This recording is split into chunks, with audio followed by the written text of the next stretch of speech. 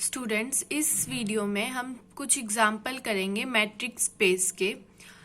In example में क्या है कि आपको मैट्रिक शो करना है, आपको फंक्शन दिया जाएगा उसको। और मैंने आपको बताया था कि मैट्रिक शो करने के लिए हमें फंक्शन पर चार प्रॉपर्टी शो करनी होती है। अगर आपको नहीं पता तो इससे पिछली वाली वीडियो देख लेना, तभी ये वीडियो समझ आएगी। ये चार प्रॉपर्टी आपको शो करनी होती है किसी भी फंक्शन को मैट्रिक प्रूव करने के लिए। तो हम वन बाय वन जो भी हमें क्वेश्चन दिया होगा उसमें ये चार प्रॉपर्टी को शो करेंगे। Let X be any arbitrary non empty set. X कोई भी हमें नॉन एम्प्टी सेट दिया हुआ है। डी क्या है? एक फंक्शन है। डी यहाँ पे एक फंक्शन है जो कि जिसका डोमेन क्या है? X cross x. मतलब एक एलिमेंट हम इससे लेंगे और एक एलिमेंट इससे लेंगे। मतलब एक एक्स स्मॉल एक्स इसमें से ले लिया और स्मॉल वाई इसमें से ले लेंगे, और वो क्या आएगा? रियल नंबर आएगा। जब इस स्मॉल एक्स को और स्मॉल वाई को इस डी में रखेंगे तो वो क्या देगा? हमें एक रियल नंबर देगा। इस फंक्शन में जब हम एक्स और वाई पुट करेंगे तो हमें रियल नंबर मिलेगा। और अब हमें फंक्शन बताया गया है कि फंक्शन है क्या? D x Y equals to 0 होगा अगर x इक्वल्स टू वाई होगा। मतलब अगर एक x इसमें से लिया, एक y स्मॉल y इसमें से लिया, अगर वो दोनों इक्वल होंगे तो डी एक्स वाई की वैल्यू क्या होगी? 0 होगी। और अगर वो दोनों इक्वल नहीं हुए, डी एक्स वाई इक्वल नहीं हुए, तो उसकी वैल्यू क्या हो जाएगी? 1 हो जाएगी। अब हमें शो करना है कि जो ये एक्स डी है वो मैट्रिक स्पेस है। मैट्रिक स्पेस शो करने के लिए सबसे पहले हमें प्रूव करना होगा डी जो है वो मैट्रिक की सारी प्रॉपर्टी को सेटिस्फाई करता है। तो इसका सॉल्यूशन देखो। सबसे पहले फर्स्ट प्रॉपर्टी पे आएंगे। अब यहाँ पे ध्यान से देखो, डी एक्स वाई 0 दिया हुआ है या 1 दिया हुआ है। तो 0 और 1 ग्रेटर देन इक्वल्स टू 0 है दोनों के दोनों। मतलब डी एक्स वाई जो होगा वो हमेशा पॉजिटिव होगा या फिर 0 होगा, कभी भी नेगेटिव तो नहीं होगा। क्योंकि हमें क्या दी हुई है? दो वैल्यू दी हुई है डी एक्स वाई की, 0 और 1। तो इससे हम फर्स्ट प्रॉपर्टी तो प्रूव होगी कि d x y greater than equals to 0 होगा सभी एक्स वाई के लिए, जो भी फॉर ऑल मतलब सभी के लिए एक्स वाई जो कि बिलोंग करते होंगे, मतलब जो कि किस में है? एक्स में है। अब हमें क्या करनी है? सेकंड प्रॉपर्टी प्रूव करनी है। अगर एक्स और वाई, सेकंड प्रॉपर्टी थी क्या? अगर दो नंबर इक्वल है, अगर दो नंबर इक्वल हैं तो उनके बीच का डिस्टेंस हमेशा 0 होगा। ये हमारी सेकंड प्रॉपर्टी थी। तो if x equals to y, अगर एक्स वाई के इक्वल है तो डी एक्स वाई मतलब उन दोनों का डिस्टेंस क्या आएगा? 0 होगा। ये देखो हमें दिया हुआ है, अगर x इक्वल्स टू वाई हो जाता है तो डी एक्स वाई क्या हो जाएगा? 0 हो जाएगा। और हमें ये d if x equals to y then d x Y equals to 0। और ये भी हमें प्रूव करना है कि x और y अगर इक्वल नहीं है तो d x y equal to 0 नहीं होएगा। क्योंकि अगर एक्स वाई इक्वल नहीं है तो कुछ ना कुछ डिस्टेंस तो उनके बीच में होगा ही होगा। तो इस प्रॉपर्टी को भी सेटिस्फाई कर रहा है ये। देखो, if x not equals to y, अगर एक्स वाई के इक्वल नहीं है देन डी एक्स वाई जो है वो 1 के इक्वल होगा। इसका मतलब अगर एक्स वाई इक्वल नहीं होंगे तो डिस्टेंस 0 नहीं है। ये सेटिस्फाई करता है इस प्रॉपर्टी को कि अगर डी एक्स वाई इक्वल होंगे 0 के, तभी इफ एंड ओनली इफ लगा हुआ है, तभी x इक्वल्स टू वाई होगा, या फिर जब x इक्वल्स टू वाई होगा तभी डिस्टेंस 0 होगा। उसके अलावा कभी भी डिस्टेंस 0 नहीं होगा। अब हमें अपनी थर्ड प्रॉपर्टी प्रूव करनी है। और थर्ड प्रॉपर्टी क्या थी? अगर हम डिस्टेंस निकाल लेंगे x से y का या फिर y से x का, दोनों का डिस्टेंस हमेशा इक्वल होएगा। मतलब x y d x Y equals to d y x हमें प्रूव करना है। इसको प्रूव कैसे करेंगे? देखो, दो केसेस बनेंगे यहाँ पे कि हो सकता है एक्स और वाई इक्वल हो और हो सकता है दोनों अनइक्वल हो। तो दोनों के लिए हमें अलग से प्रूव करना पड़ेगा, एक प्रूव करने से काम नहीं चलेगा। If x equals to y, अगर एक्स इक्वल्स टू वाई है देन डी एक्स वाई हमें क्या दिया हुआ है? 0। और अगर x इक्वल्स टू वाई है तो y इक्वल्स टू भी तो x है, तो इसका उल्टा कर देंगे। अगर हम y को आगे ले लेंगे तो dy x भी क्या हो जाएगा, इक्वल्स टू 0। तो ये दोनों क्या हो जाएंगे, इक्वल हो जाएंगे। अब सेकंड केस लेते हैं। अगर if x equals to not equals to y है तो dxy क्या हो जाएगा, 1 हो जाएगा। और अब नॉट इक्वल टू है तो चाहे इसको उल्टा भी कर लो तो भी कुछ फर्क नहीं पड़ने वाला, क्योंकि हमें तो दो ही वैल्यू दे रखी है dxy की। देखो दो ही वैल्यू दे रखी है, या तो 0 या 1। तो अगर हम इसे उल्टा कर देंगे तो भी तो नॉट इक्वल ही रहेगा, y equals not equals to x। तो dy not equals to x के लिए क्या था, 1 था। तो dy x equals to equals to 1। तो इसमें भी हमें प्रूव हो गया, दोनों केसेस में प्रूव हो गया कि dy x equals to dxy है। तो इसका मतलब दोनों में अगर प्रूव हो जाता है तो ये सभी x और y जितने भी हमारे x में बिलोंग करने हैं सबके लिए ट्रू हो गया। तो ये प्रॉपर्टी भी हमारी ट्रू होगी। अब क्या है, फोर्थ प्रॉपर्टी है ट्रायंगल इनइक्वालिटी। अब हम उसे प्रूव करेंगे। ट्रायंगल इनइक्वालिटी के लिए हमें 3 पॉइंट्स लेने होते हैं। 3 पॉइंट कौन कौन से, मतलब x और y के बीच में एक और हमें पॉइंट लेना होता है z। तो हमने मान लिया कि x y z किस में बिलोंग कर रहे हैं, x में बिलोंग कर रहे हैं।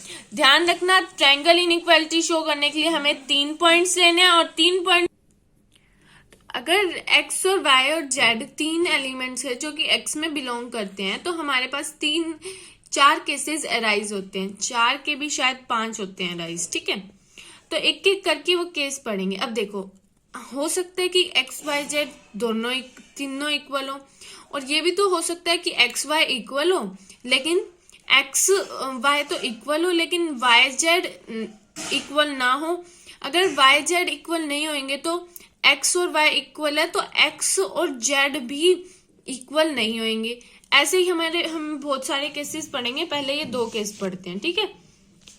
अगर x इक्वल्स टू y है, इक्वल्स टू z है, देन हमें प्रूव करना होता है कि dxy लेस देन, अभी ट्रायंगल इनइक्वालिटी का एक बार फॉर्मूला दिखा देती हूँ आपको।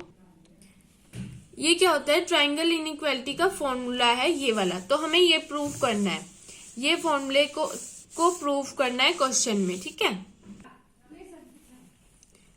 अगर x इक्वल्स टू y और y इक्वल्स टू z है तो हमने पढ़ा है कि अगर 2 इक्वल होंगे एलिमेंट्स तो उनकी वैल्यू क्या हो जाएगी, 0।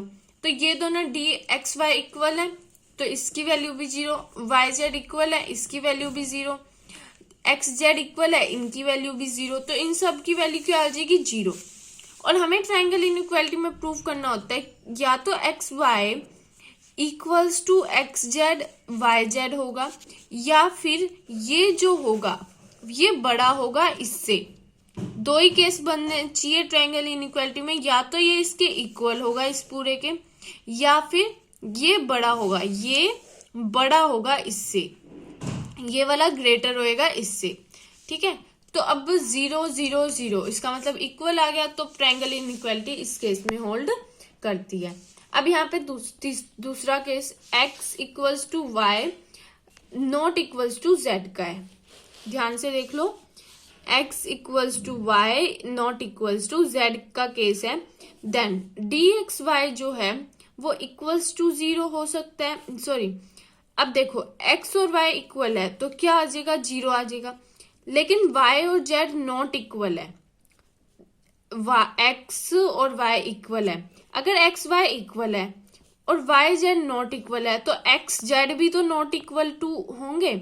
ये भी दोनों बराबर नहीं हो सकते, ये भी दोनों बराबर नहीं हो सकते, क्योंकि ये दोनों बराबर है, इसलिए ये दोनों बराबर है। ध्यान से सुनो, ये दोनों बराबर है तो ये दोनों इक्वल नहीं है, हमें दिया हुआ है। तो ये और ये भी इक्वल नहीं हो सकते क्योंकि y के नॉट इक्वल है और y और x इक्वल है, इस कारण से। तो x और y तो 0 हो जाएंगे और ये दोनों क्या हो जाएंगे, 1 हो जाएंगे। और इसमें क्या होगा, ये ग्रेटर देन का साइन आ जाएगा। क्यों, क्योंकि ये तो 0 है और ये 1 + 1 2 हो जाएगा। तो हमारी ये वाली ट्रायंगल इनइक्वालिटी इस केस में भी होल्ड कर जाएगी। अब हम तीसरा केस ले रहे हैं, x not equals to y, x y के इक्वल नहीं है लेकिन